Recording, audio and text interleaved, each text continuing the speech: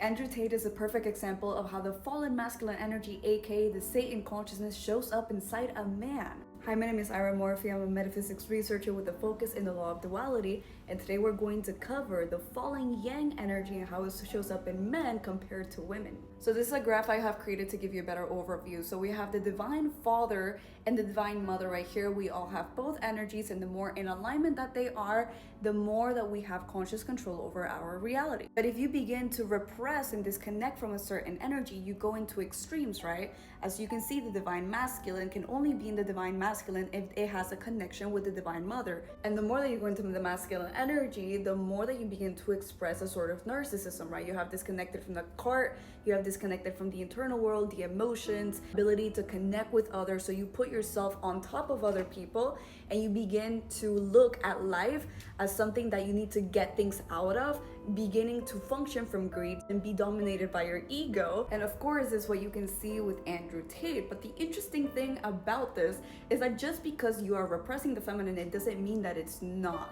there. As Carl Jung says, what you resist persists. This is why people who are on this extreme, who are known as like very heavy capitalists, right? People who put the external over the spiritual, you can see that they have hypersexual behaviors, which would be an aspect of the extreme of the feminine, or codependencies to drugs and substances. You can also see this archetype of consciousness in Jordan Belfort, somebody who came from nothing but got overtaken by the external world and developed an addiction to substances and sex. Both of these men may be in a fight with the feminine energy, hence why they treated women so bad, or they talk bad about women, or they deem emotions and compassion and sensitivity as something weak. They still hold feminine energy, just in a very repressed way. And when you disconnect from the divine feminine, instead of flow and order, you create control, which is why both of these men are notorious for controlling the women in their lives. The reason why I say masculine energy shows up differently in the sexes is because we have different energy centers that are in accordance with our bodies. You can see right here, the solar plexus is a very active energy point in the male body. The masculine energy center of will, protection, ego, which is your identity, action. It's very important for a man to develop the sacral chakra, which is the energy center of sexual energy,